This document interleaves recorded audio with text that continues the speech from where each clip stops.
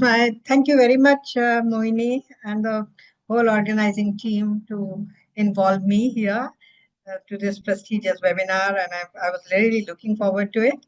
And I have a great pleasure in inviting Dr. Nikhil Khattar, who's a female and reconstructive urologist, and he's a medical. Um, can I? Can you make it a bigger?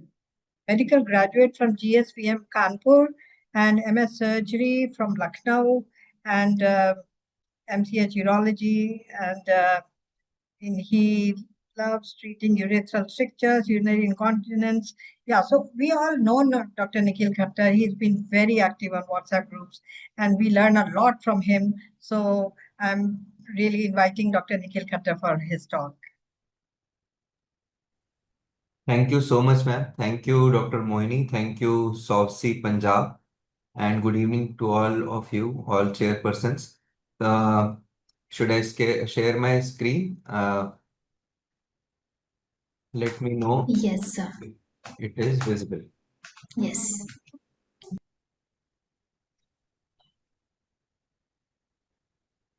So one thing I must say that this webinar is including some very, very important topics which are not discussed very well, means not in other webinars. So urethral diverticulum is something which we need to learn from urologists, and it's a great opportunity, Dr. Nikhil. Thank you.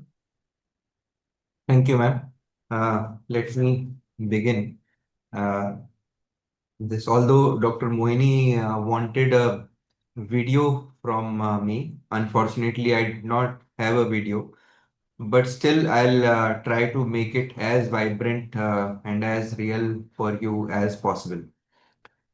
So I begin with the story of 4 patients, and you can see how different the presentations are. This is a 39-year-old female with a history of 6 to 8 episodes of UTI per year for last 4 years. And on examination, she had a suburethral cyst, on exploration of which revealed a small stone, and this cyst was communicating with urethra. It was removed and she is infection free after that. This is a story of another female. She's 53 with poor flow and off and on dribbling of urine, which is unpredictable.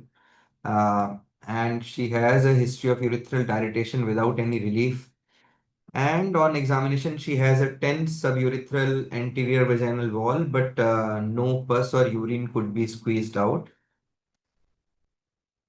Ultrasound shows a thick bladder walls, and MRI reveals a circumferential urethral diverticulum. This is what you can see here. Then another female, which is 41-year-old with recurrent foul-smelling brownish discharge and pain in perineum on sitting, and a tense vaginal wall from which pus can be squeezed out, as you can see here. So this is another presentation. And lastly, a 38-year-old female with poor flow and incontinence, history of dilatation without relief, no positive findings on examination, where urethroscopy finally reveals a urethral diverticulum.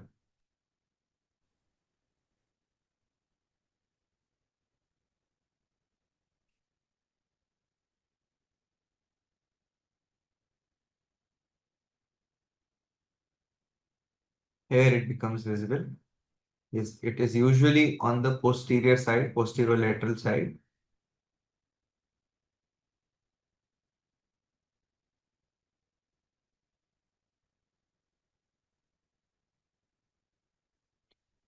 So symptoms are generally non-specific. The triad which we often hear of, the 3Ds, are they rarely coexist. Storage symptoms are most common.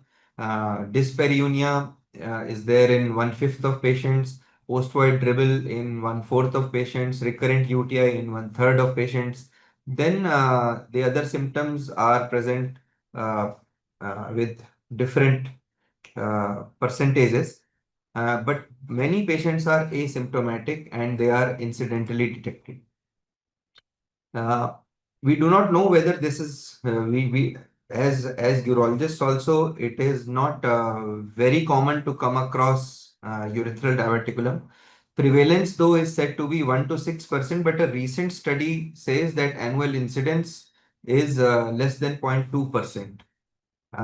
Third to seventh decade is the most common, and a very common saying which we are hearing from our uh, MCH days is that it is found in direct proportion to the avidity with which it is looked for. So if you keep on seeing such patients with varied symptoms, one must have this in mind and should look for it, and then maybe we'll find it more often. On examination, it can be seen as an interlabial swelling. At times, it is just a subtle finding, like in the third picture. Uh, you may even miss it on examination. But these are other differential diagnoses of interlabial swelling, which have to be ruled out before you conclude that this is something, some urethral diverticulum. The diagnosis, traditionally, it is said that you do urethroplasty where you block the urethra from both the sides. But this is a cumbersome method, generally not possible and not very common. MRI is the most common and most reliable investigation. It is highly sensitive and highly specific. And it is like unlike voiding cystourethroplasty, this gives the diagnosis irrespective of the voiding.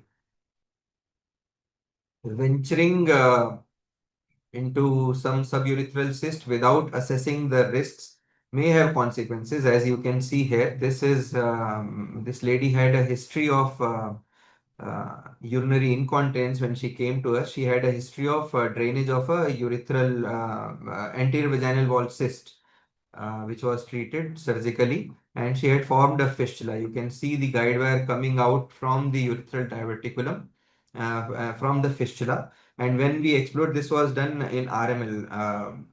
Rishi was also there. Maybe I do not know whether in this case or not. But when we explored, you can see that this diverticulum, when opened, we found that it is communicating with the urethra. So it was a diverticulum, not a fistula as such. So most commonly, the approach is a transvaginal urethral diverticulectomy. I'll take you through the steps. So this is an inverted U shaped vaginal wall incision. And then when we drop the vaginal flap down, there is often a very thick fascia, periurethral fascia, which is overlying the diverticulum, which then has to be incised. And once we incise that, then we can get to the wall of the diverticulum. I'll show you. This is not a case for diverticulum. This was a urethral stricture, but I can show you after dropping the vaginal flap how this layer can be visible and how to drop this away from the urethra. So this is prominent mostly whenever there are urethral pathologies.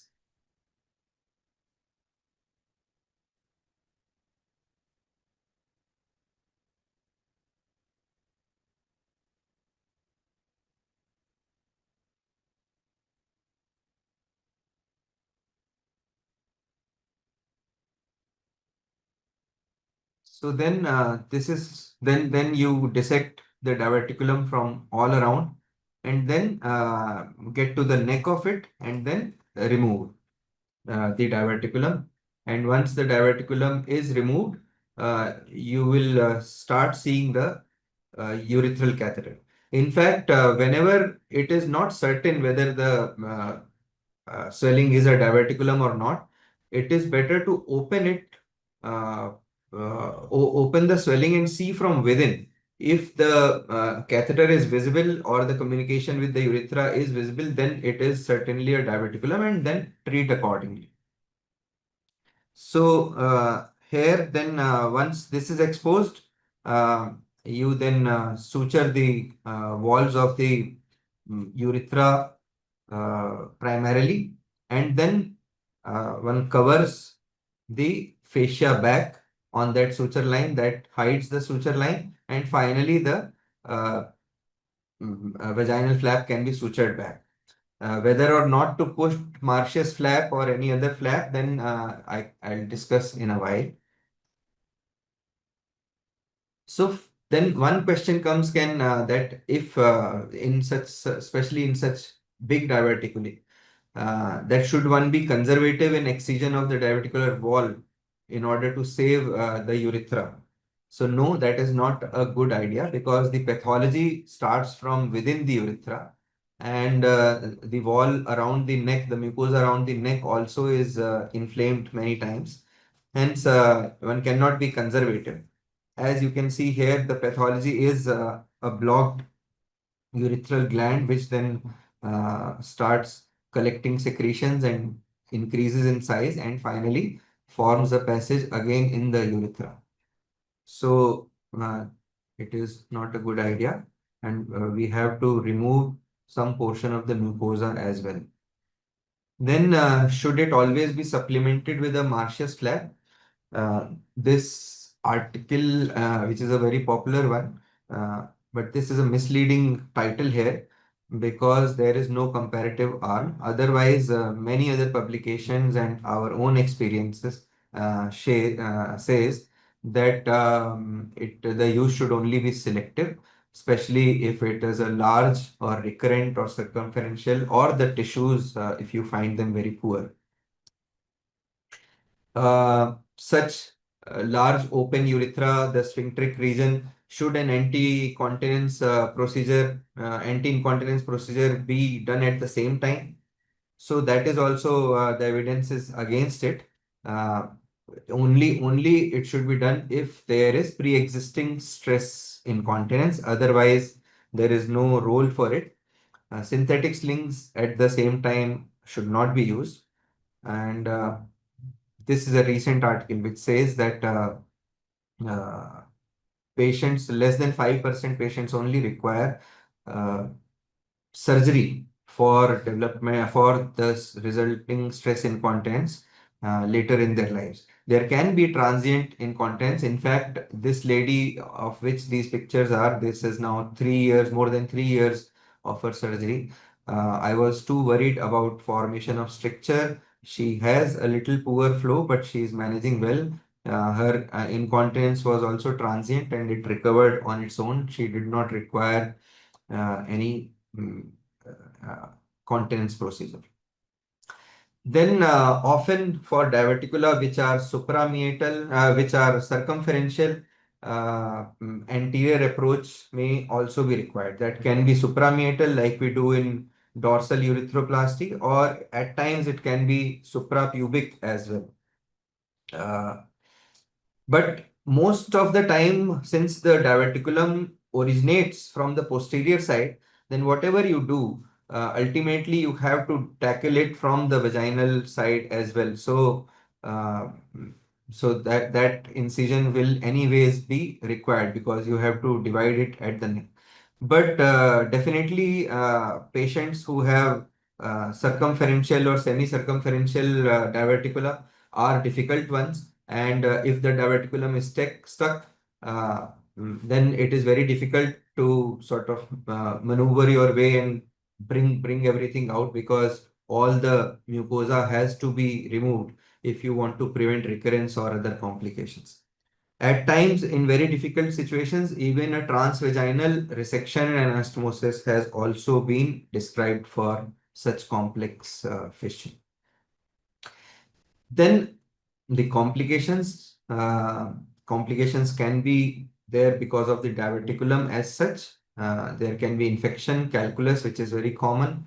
Malignancy is rare. If the diverticulum is infected one before presentation, one should start on antibiotics and teach the patient to milk the urethra, and milk the urethra daily, the diverticulum daily, in order to decrease the pus formation.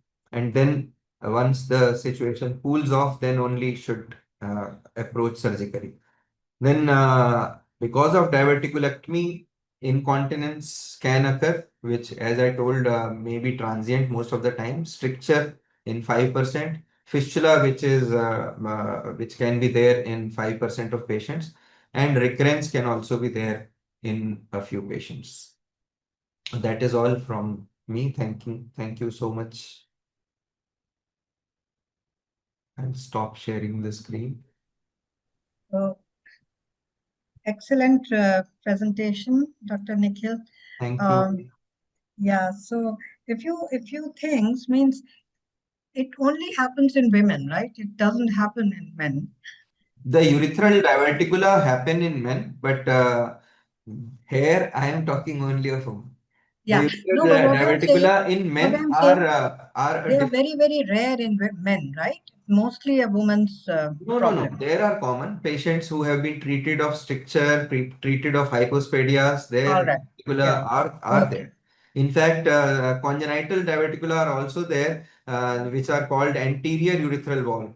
The Okay. more common are PUV, posterior urethral walls. Otherwise, in men, such And diverticula are. two things I want to add. One, recurrences are more common if sometimes you miss another one. There may be more than one diverticulum, and we are happy to find one and then forget about, seeing, looking for more. So always look for more ostia. And then what happens if it is detected in pregnancy? Then we would like to be conservative, right?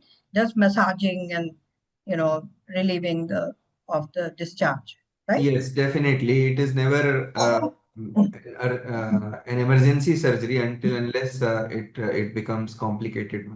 And I think one more thing, we would like to impress upon everybody, because there could be communicating and non-communicating ones. So that's why, all these um, contrasts, if you want to do urography and all that, it may not be that. Sometimes you can still miss. So MRI is better than um, uh, cystography and urography, urethrophy. Yes. Thank you. Thank you. Thank you. Thank you.